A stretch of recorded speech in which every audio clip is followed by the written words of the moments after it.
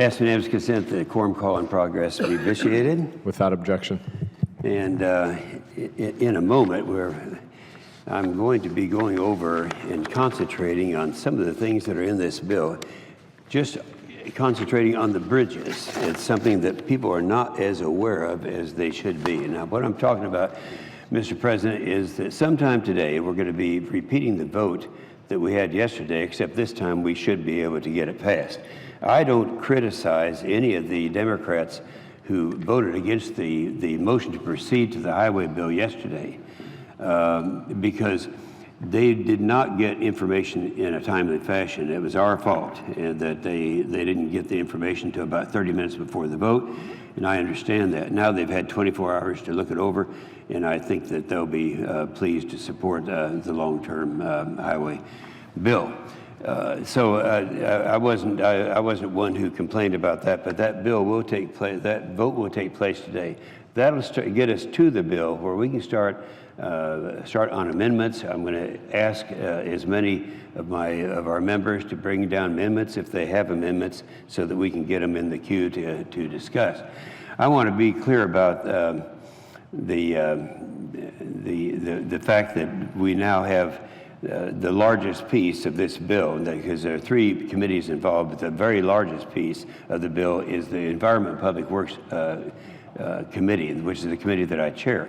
And when I say the vast majority of it, we're talking about 80% of the bill. So that has been available for inspection by the public, by the Democrats, the Republicans, by all the members ever since June 24th. And June 24th is when we passed this bill out of the committee that I chair, Environment and Public Works Committee, unanimously. Every Democrat, every Republican on the committee voted for it. Now, there are some people, I suppose, are going to be playing politics with this thing, on this vote, and I don't know what statements they'll be making, but they have to realize this is something that needs to be talked about. I would say this, that there are 2 things that were voiced as objections. Some voted no because they didn't get everything they wanted in the bill. Some of them thought they would be able to get a better deal. Let me just address that. The bill is too important to play politics with. And if we wait until we have more time, then we're going to be in trouble where we're going to miss a construction season.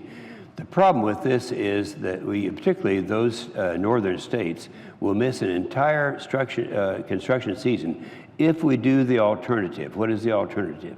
The alternative is to go back, instead of a 6-year funded reauthorization bill, they'll go back to short-term extensions. Short-term extensions cost about 30% more, so that's not the conservative position, as this bill is. But they also, they would miss an entire construction season. I understand that the House is talking about trying to do an extension to the end of the year. If they do that, the states like Pennsylvania, and that's where Congressman Schuster, the chairman of the committee over there, is from, they'll miss an entire construction season. So I think that's really critical. If you talk to any governor, any mayor, any state Department of Transportation about the urgency of the timing of this bill, they'll tell you that if we miss this opportunity to authorize a 6-year bill with 3 years of guaranteed funding this summer, we will miss the 2016 construction season. So you have the strongest supporters are the people closer to the people at home, the mayors, the governors, the state departments of transportation. So that's what we are going to be faced with. To address the second point of an objection, I've been approached by many members on both sides of the aisle who have said that they're planning to vote no today because their particular program didn't get enough funding for Amtrak or bike trails or sidewalks or something else in this bill. And we didn't go far enough to do toward their project. Well, look, I'm in the same situation. This will be my 6th highway bill that I've actually been authorized. And 3 of those I was the primary sponsor. And I can tell you that these bills are about compromise. Not everyone gets exactly what they want. You know, I assured you that I didn't get everything that I wanted in our unanimous EPW markup with Senator Boxer. Now, you keep in mind, Senator Boxer is a very proud liberal. I'm a very proud conservative, and yet we agreed wholeheartedly on this thing, and we led the fight to come out with a unanimous bill. The House is watching this very closely. They're even discussing about taking our good work and doing it over and taking it up in the House. I think that's what would happen. There are a lot of them over there saying, no, they don't want to do that. They want to have a part-time, short-term extension to the end of the year because they think they can kind of get that into some tax reforms. Again, you miss a construction season and you're throwing away about 30% of the money. So we really don't want to do that. But I want to get into some detail here, talking about our bridges. There are over 60,000 right now structurally deficient bridges in this country.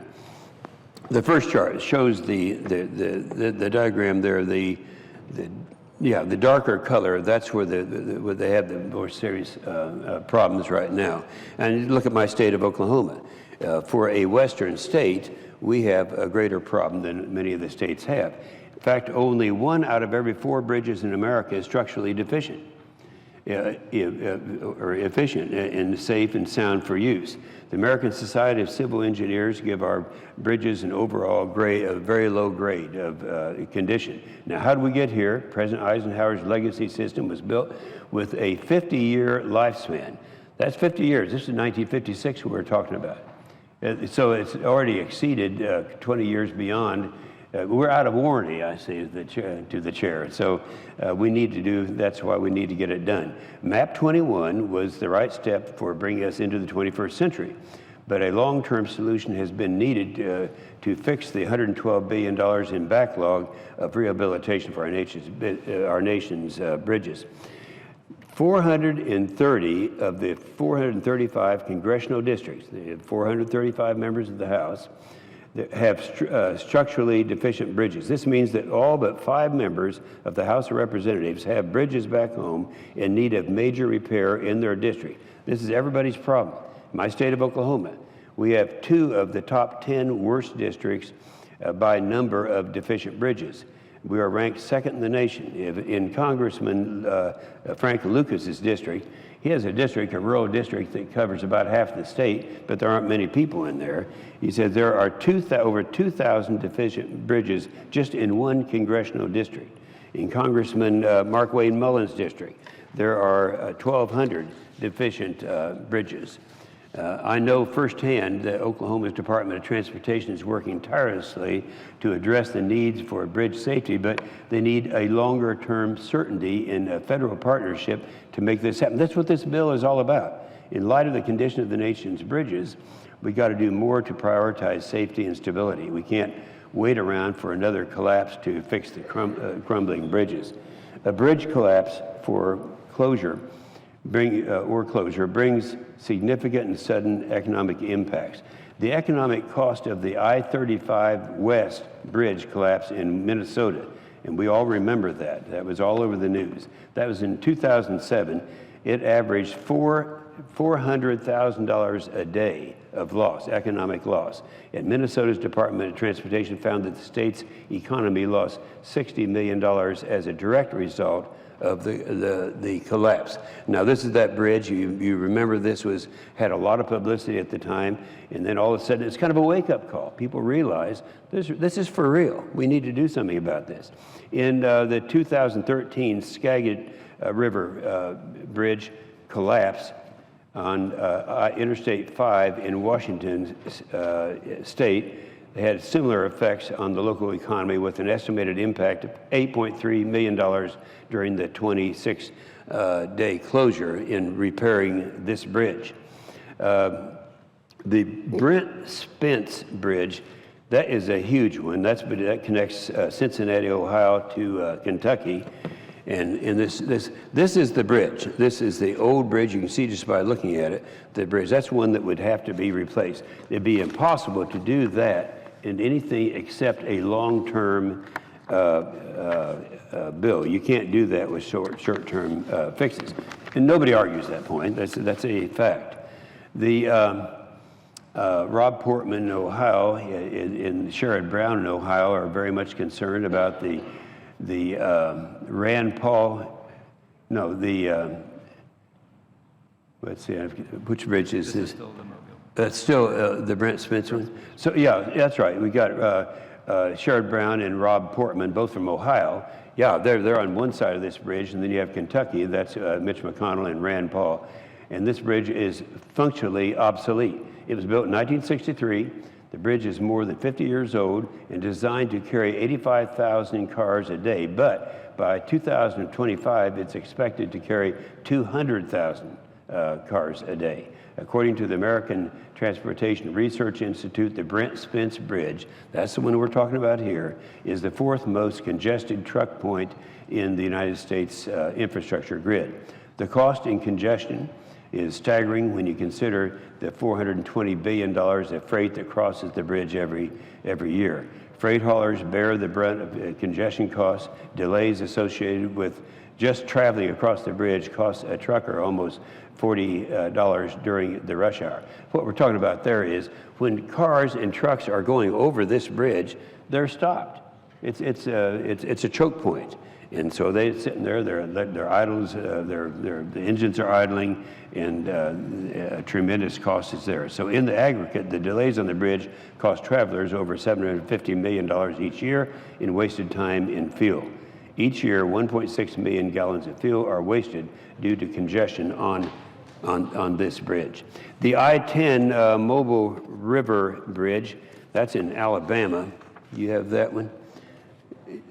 Yeah, in Alabama.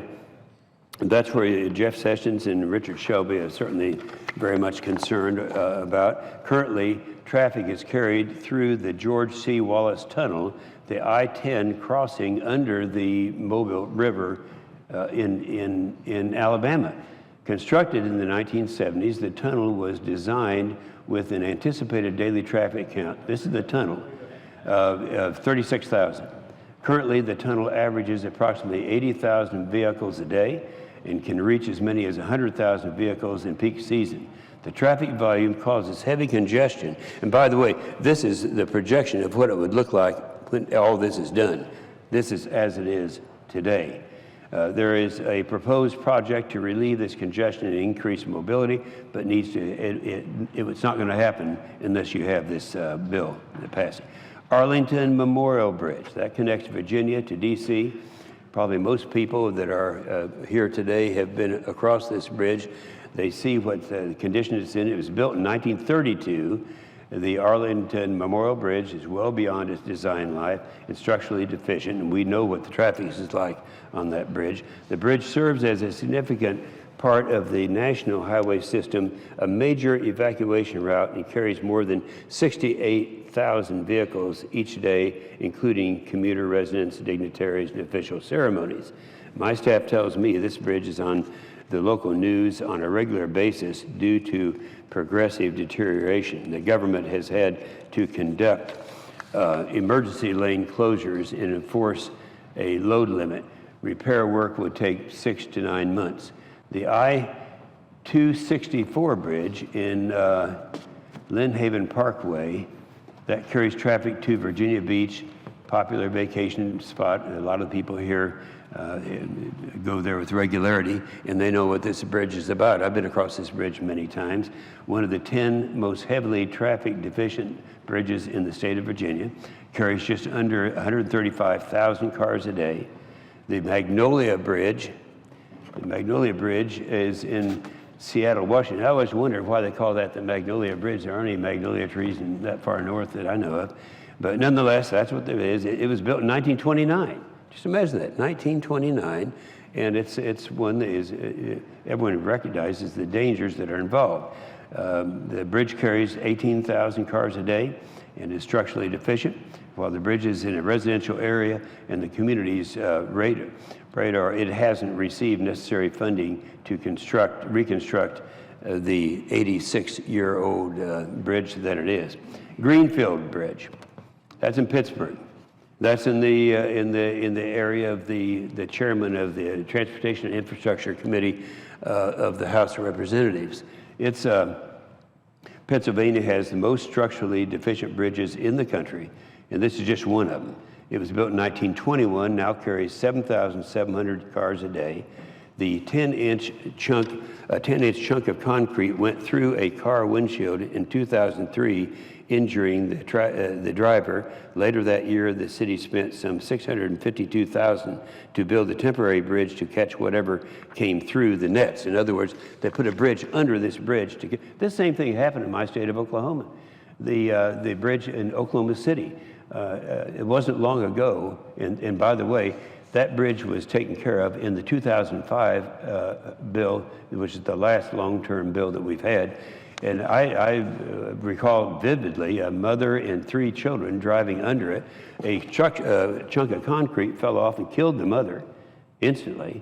And of course, that got everyone's attention. And when we passed the last reauthorization bill, which is 2005, we put that in there. And so that's taken care of. This is the same thing. They have to build a bridge under the bridge. This is the Pittsburgh Greenfield Bridge. So it's one that is very, very, it's high on our list that needs to be done. Again, none of these can be done with short-term fixes. Court Avenue Bridge in Des Moines, Iowa, that happens to be where I was born. It's represented right now by Senators Grassley and Joni Ernst. Iowa has been the second most number of structurally deficient bridges in the country. And you might remind me to mention that to Grassley too, because they may not be aware of that. It was built in 1918, carries 3,900 cars a day. While the state recently increased gas tax, it will still require federal partnership to ensure progress on fixing this bridge. It's not going to be done without this. The Brandywine Bridge, that's I-95 in Wilmington, Delaware, not far from here. Senator Coons and Senator Carper should be very much concerned about that. That's a 50-year-old bridge. The bridge deck is deteriorating. The viaduct, which carries travelers on I-95, that's a major.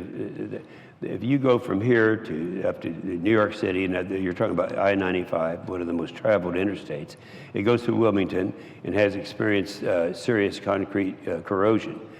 This structure, the substructure, has cracks and spalls and is in need of repair. Another danger site there that's not going to be done in the absence of the passage of this bill. The chef, I don't know, I can't pronounce, how do you pronounce it? Montour? Okay. Pass, that's in New Orleans. Bill Cassidy and Senator Vitter, I'm sure, are concerned. Its structure, it was built in 1930, carries 1,800 cars a day across Highway 90, a major intersection. Then there's the Cesar Chavez Boulevard in San Francisco. That was built in 1951. Again, 234 cars a day, one of the older bridges on the West Coast. And it's going to have to be, that one can actually be repaired as opposed to rebuilt. Little Rock, Arkansas, getting out pretty close to my area. Tom Cotton and John Bozeman are very much concerned about this, or they should be, and I'm sure they are. It's structurally deficient. It's built in 1961 to carry traffic over railroad tracks, 116,000 cars a day. Arkansas is delaying projects because of uncertainty at the federal level, and that's what this bill is all about. The Storrow Drive Bridge in Boston, Massachusetts. Senators Warner and Mackey will be concerned. It was built in 1951. This structurally deficient bridge carries 57,000 cars a day. The Storrow Drive Bridge earned its structurally deficient rating because of the corroding support beams that support one of the many highly trafficked bridges in the nation. And I have been across that one several times. You have the US 1 +9 over the Passaic River in Newark, New Jersey. Senator Booker and Senator Menendez are concerned about that. Herbert Hoover was president when the bridge was built in 1932 with an estimated design volume of 5,500 vehicles a day. It's now up to 62,000 vehicles a day. The, how do you pronounce this one? The Calcasieu? Okay, good for you. The Calcasieu River Bridge in Lake Charles, Louisiana, was built in 1952. This structurally deficient bridge now carries 70,000 cars per day. Its steep grades have been cited as traffic concern, especially given the high volume of trucks and the bridge carries along the major east-west corridor. Brooklyn Bridge, everybody knows about Brooklyn Bridge. You know, you guys are too young to remember this, but that was back when Johnny Weissmuller was Tarzan. You see the old movies? He dived off the Brooklyn Bridge, and I remember that when I was your age. And anyway, you know when that was built? That was built in 1883. Now, this structurally deficient bridge now carries 135,000 cars a day.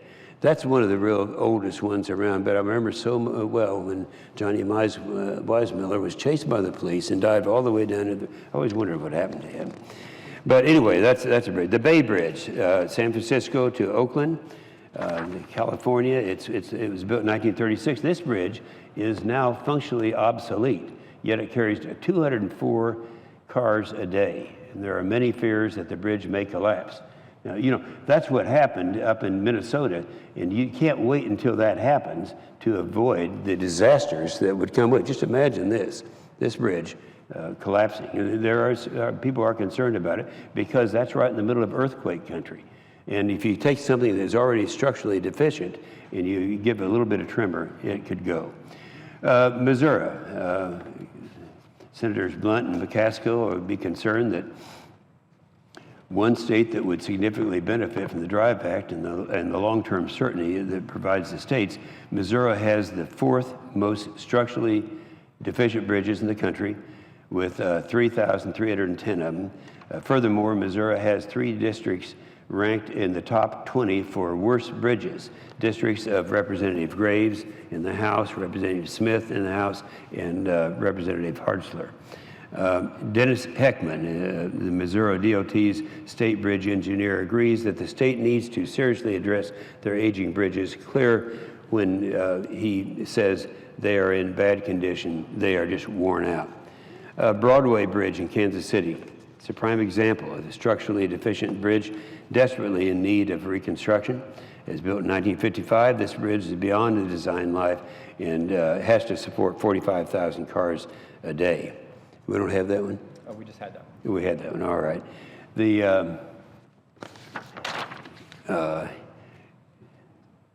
Interstate 70 bridge over Havana Street and the Union Pacific Railroad is in Denver. Corey Gardner is very familiar with this, and Senator Bennett also, that this is the most traveled structurally deficient bridge in the state of Colorado. It was built in 1964. It has 183,000 daily crossings every day. 3.7 million Colorados cross the structurally deficient bridge. This DRIVE Act would work to make these bridges safer for almost 4 million people just in that state alone. Then getting toward the end here, and there are a lot more, but the Russell Street Bridge is in Missoula, Montana. And I was up there. I've actually been on that when I was up there during the Steve Daines election recently. The Transportation for America rated the deck of the Russell Street Bridge a 4 in the soundness scale of 1 through 10. The Russell Street Bridge was built in 1957, carries 22,000 cars a day, and according to the American Society of Engineers in their 2013 report, driving on roads in need of repair costs Montana motorists nearly $200 each year for repair. This is the people who are using the bridge. Now, in light of these decaying bridges, the DRIVE Act will provide adequate infrastructure investment for our nation's bridges. Senator Barbara Boxer and I made that a top priority in the DRIVE Act, and I just think it's something that we need to keep in mind. We have an opportunity to move to this bill this afternoon. The vote hasn't been scheduled yet, but it's going to happen today, and it's going to be a motion to proceed to the highway reauthorization bill, and it's one that will get it so that we can now start working on amendments. We have a lot of amendments. A lot of people are using this. They know that the bill has to pass. It falls into the category of a must-pass bill. It's, because everybody knows, for the reasons that I've been talking about for several days, that it's going to have to pass. So there are a lot of people who have amendments that have nothing to do with bridges, have nothing to do with roads. That's okay. This is a vehicle they can use to try to get other programs through. In fact, I may be guilty of that myself. But nonetheless, we can't do any of that until we get to the bill, and that motion to proceed has got to pass. And then I would say, as soon as it does, I encourage all of the members to come forth with their amendments so they can be heard before any deadlines pass. With that, I will yield the floor and suggest. All right, thank you. Mr. President, I have 12 unanimous requests for committees to meet during today's session in the Senate. They have the approval of the majority and minority leaders. I ask unanimous consent that these requests be agreed to and that these requests be printed in the record. Without objection. And with that, I suggest the absence of a quorum. Clerk will call the roll.